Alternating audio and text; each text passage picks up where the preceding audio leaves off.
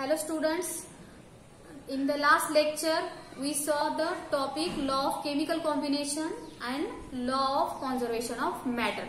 Today we will see the next topic, that is the law of constant proportion. तर आज आपण आपल्या lecture मध्ये लॉ ऑफ कॉन्स्टंट प्रोपोर्शन पाहणार आहोत.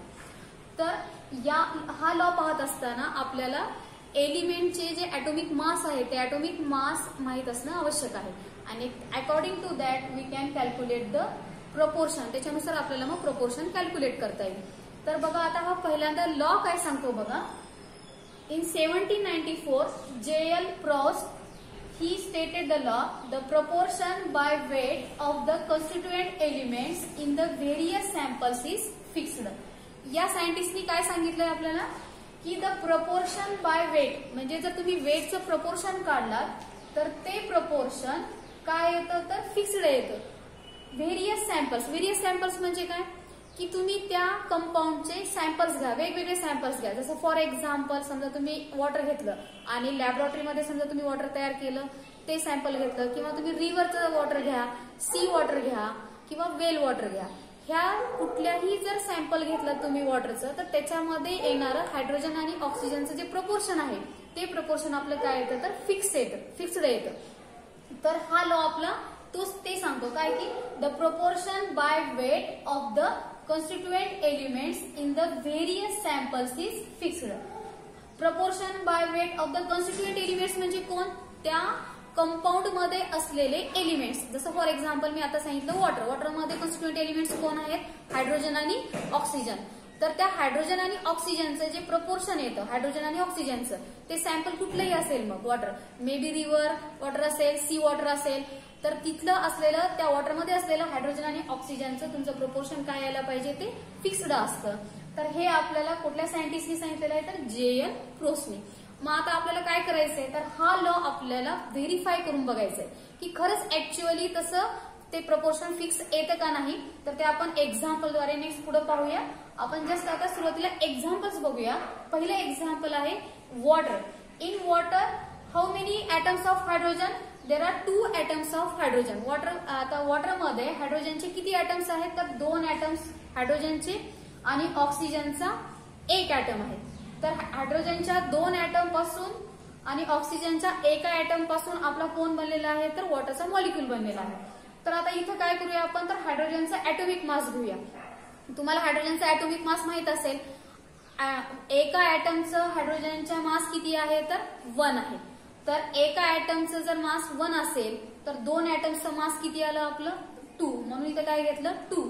ऑक्सिजनचा एकच ॲटम आहे आणि ऑक्सिजनचा एका ॲटमचा ॲटॉमिक मास किती येतं 16 येतं. कसं येतं तुम्हाला ॲटॉमिक नंबर माहित असेल, जे की आपण गेल्या वर्षी पाहिलेला आहे. ॲटॉमिक नंबर ऑक्सिजनचा किती आहे 8. It means there are 8 electrons and 8 protons and the summation of protons and neutrons is nothing but the atomic mass. atomic mass आपण कसे कॅल्क्युलेट करतो, मी परत एकदा वाटल्यास तुम्हाला रिवाइज करून सांगते की प्रोटॉन्स आणि न्यूट्रॉन्स या दोघांचं जे समेशन येतं त्याला आपण काय म्हणतो ॲटॉमिक मास असं म्हणतो. मग आता ऑक्सिजनचा ॲटॉमिक नंबर इथे किती आहे आपला 8 आहे. ऑक्सिजनचा ॲटॉमिक नंबर 8 आहे म्हणजे किती इलेक्ट्रॉन्स आहेत 8, प्रोटॉन्स किती आहेत 8. मग 8 प्लस 8 म्हणजे किती झालं 16. तर ऑक्सिजनचा ॲटॉमिक मास किती येतं 16 येतं आणि ऑक्सिजनचा ॲटॉमिक मास 16 आल्यामुळे मी इथं किती घेतले 16. मग आता आपण बाय वेट प्रपोर्शन घेतलं. आता काय घेतलं आपण the proportion by weight of the constituent elements. Constituent elements कोण होते, एक आहे हायड्रोजन, दुसरा ऑक्सिजन. तर दोघांचं आपण काय घेतलं बाय वेट प्रपोर्शन घेतलं. वेट किती आलं 2 and 16. मग आता काय केलं आपल्याला आपण या आलेल्या वेटला आपण काय केलं सिम्प्लिफाय केलं. तर किती येतं आपलं प्रपोर्शन किती येतं 2 1 जा 2 and 2 8 जा 16 म्हणजे किती आलं 1:8. हे आपलं काय आलं H2O चं प्रपोर्शन आलं. हायड्रोजनचं आणि ऑक्सिजनचं प्रपोर्शन किती येतं 1:8. Then this is the first example, म्हणजे प्रपोर्शन कसं काढतात बघा. Then next example that is the carbon dioxide. मी दुसरं एक्झाम्पल घेते कार्बन डायऑक्साइडचं. What is the molecular formula of carbon dioxide. The molecular formula of carbon dioxide is CO2. तुम्हाला molecular formula माहित आहे कार्बन डायऑक्साइडचा CO2 आहे. आता कार्बनचा ॲटॉमिक नंबर तुम्हाला माहित आहे किती आहे कार्बनचा atomic number. The atomic number of carbon is 6. कार्बनचा ऍटॉमिक नंबर 6 आहे आणि ऑक्सिजनचा ऍटॉमिक नंबर 8 आहे, जस्ट मी आता सांगितले. मग आता आपण यांचं वेट काढूया. तर कार्बनचं वेट किती येतं, वेट मीन्स ऍटॉमिक मास किती येतं, तर 6 प्रोटॉन्स प्लस 6 इलेक्ट्रॉन्स, दोघांचं समेशन करा. प्रोटॉन्स आणि न्यूट्रॉन्सचं समेशन केलं तर आपला ऍटॉमिक मास किती येईल, 12. मी तुम्हाला आता सांगितलंय 6 प्रोटॉन्स अँड 6 इलेक्ट्रॉन्स, हे सॉरी 6 प्रोटॉन्स अँड 6 न्यूट्रॉन्स, तर दोघांची बेरीज किती येते, 6 प्लस 6 किती येतं, तर टोटल 12 येते. तर हे 6 प्रोटॉन्स आणि 6 न्यूट्रॉन्स दोघांची बेरीज झाली 12, म्हणजे ऍटॉमिक मास किती आलं कार्बनचं 12. ऑक्सिजनचं ऍटॉमिक मास किती येतं, सेम तसंच ऑक्सिजनचा ऍटॉमिक नंबर किती आहे, 8 आहे.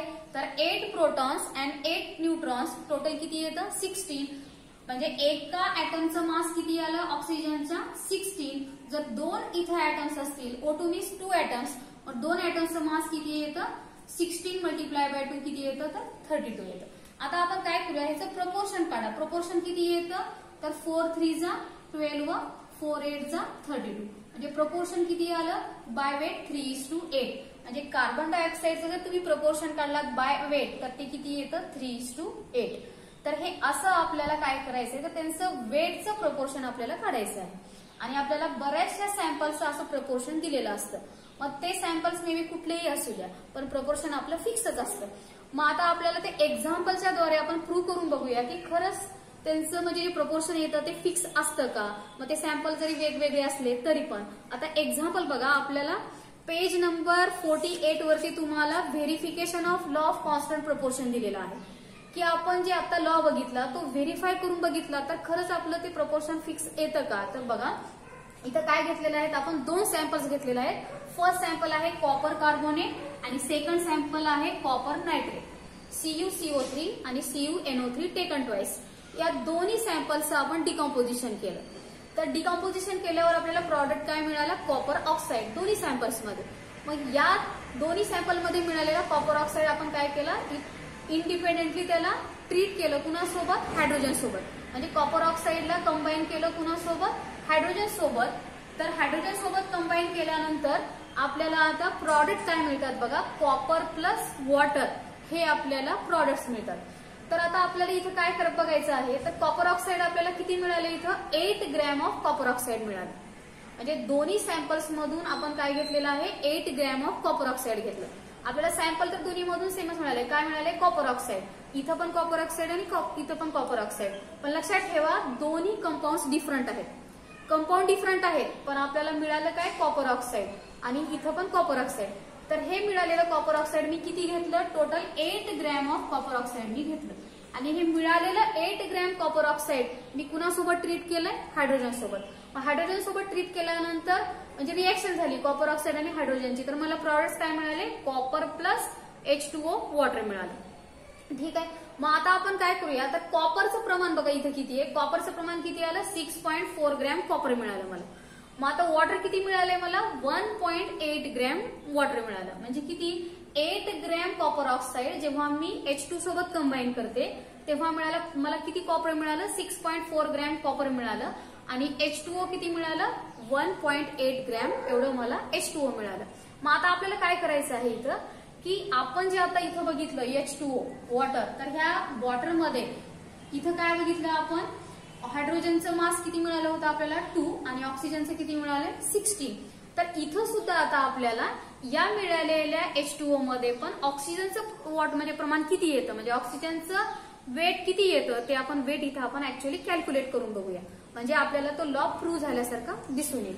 तर बघा आता H2Oचं आपण प्रमाण काढत असताना आता आपल्याला काय पाहायचंय, पहिल्यांदा तुम्हाला माहितीये की H2O कंपाऊंड मध्ये हा जो H2O कंपाऊंड आहे या H2O कंपाऊंड मध्ये आपण 1 ग्रॅम हायड्रोजन घेतलेला आहे आणि 8 ग्रॅम ऑक्सिजन घेतले. 1 ग्रॅम हायड्रोजन आणि 8 ग्रॅम ऑक्सिजन. हे कसं आलं आपण पाहिलं, इथं आपला रेशो किती आलाय 1:8. मग 1 ग्रॅम हायड्रोजन आणि 8 ग्रॅम ऑक्सिजन मीन्स टोटल किती झालं, 8 ग्रॅम ऑक्सिजन जर 1 ग्रॅम हायड्रोजन सोबत कंबाईन केलं तर किती येतं, टोटल 9 ग्रॅम. तर मला किती वॉटर मिळालं, 9 ग्रॅम एवढं मला वॉटर मिळालं. तर हे जे 9 ग्रॅम वॉटर आहे, तर ह्या 9 ग्रॅम वॉटर मध्ये ऑक्सिजन किती आहे, 8 ग्रॅम आहे, हे तुम्हाला माहिती आहे. मग आता आपण काय करूया, तर ह्या 1.8 ग्रॅम वॉटर मधलं ऑक्सिजनचं प्रमाण आपण कॅल्क्युलेट करूया. कसं, तर 9 ग्रॅम वॉटरमध्ये किती आहे आपलं ऑक्सिजन? 8 ग्रॅम आहे. तर 1.8 ग्रॅम वॉटरमध्ये ऑक्सिजन किती हे आपल्याला कॅल्क्युलेट करायचं. तर बघा आता काय येईल आपला फॉर्म्युला तयार करा. 1.8 मल्टिप्लाइड बाय 8 डिवायडेड बाय 9 करा. किती येतं बघा? 0.2. 1.8 ला डिवाइड केलं 9 तर किती आलं? 0.2. 0.2 मल्टिप्लाइड बाय 8 करा, किती आलं? 1.6 हे आपलं आन्सर आलं. म्हणजे तुम्हाला 1.8 ग्रॅम वॉटरमध्ये किती ऑक्सिजन मिळालं तुम्हाला? 1.6. बघा आता इथं आपला ऑक्सिजन किती आलाय बघा? 16च आहे. आपण जे वॉटर घेतलं होतं 9 ग्रॅम, तर 9 ग्रॅम वॉटरमध्ये आपला ऑक्सिजन किती होता? 16. आणि इथं पण आपल्याला किती मिळालंय? 16. म्हणजे 1.6 ग्रॅम. म्हणजे आता हे पॉईंटमध्ये इथं आपल्याला वेट दिलेला असल्यामुळे इथं किती आलं आपलं? 1.6 ग्रॅम.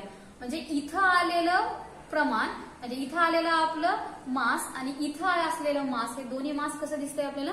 कॉन्स्टंट दिसतंय. म्हणजे यावरून आपल्याला काय लक्षात येतं की सॅम्पल कुठलंही असू द्या, म्हणजे तुम्हाला कुठल्याही डिफरंट कंपाऊंड्स पासून तुम्हाला जर प्रॉडक्ट्स मिळालेले असतील तर त्याचा अर्थ असा होतो की त्या सॅम्पलमध्ये असलेलं कॉन्स्टिट्युएंट एलिमेंटचं जे प्रपोर्शन असतं ते प्रपोर्शन नेहमी फिक्स असतं, ते कधीही बदलत नाही. आणि आता आपण काय करूया, तर आता आपल्याला किती मिळालं ऑक्सिजन? 1.6 ग्रॅम एवढं ऑक्सिजन मिळालं. ऍक्च्युअली आता आपण काय करूया, कॉपर ऑक्साईडचं तुम्ही जर ऍक्च्युअल मास बघितला तर ते किती येतं बघा? CuO. तर CuO मध्ये कॉपरचे किती आहे? 6.4 ग्रॅम एवढं कॉपरचं वेट आहे, म्हणजे मास आहे. आणि ऑक्सिजनचं किती आहे? तर 1.6 ग्रॅम. हे जर ऍक्च्युअल आपण जर मास बघितलं तर ते मास आपलं एवढं येतं. म्हणजे आपण कॅल्क्युलेट केलेलं मास ऑक्सिजनचं आणि कॉपर ऑक्साईड मध्ये असलेलं जर मास आपण ऍक्च्युअल बघितलं तर ते दोन्ही मास कसं येते? सेम येतं. ऑक्सिजनचं 1.6 आणि वॉटरमध्ये असलेलं ऑक्सिजनचं पण 1.6. तर म्हणजे याचा अर्थ काय की कुठलाही कंपाऊंड असू द्या, आपण त्या कंपाऊंड मध्ये असलेलं प्रपोर्शन किंवा जे प्रपोर्शन ऑफ वेट जे असतं ते वेट कसं असतं? तर कॉन्स्टंट असतं. तर हे आपण ह्या लॉ ऑफ कॉन्स्टंट प्रपोर्शन हा आपला लॉ इथं ह्या एक्झाम्पल वरून व्हेरीफाय होतो. ठीक आहे. तर हे आपले एक्झाम्पल झालेले आहेत. Now today we will stop here. किती मिनिटं?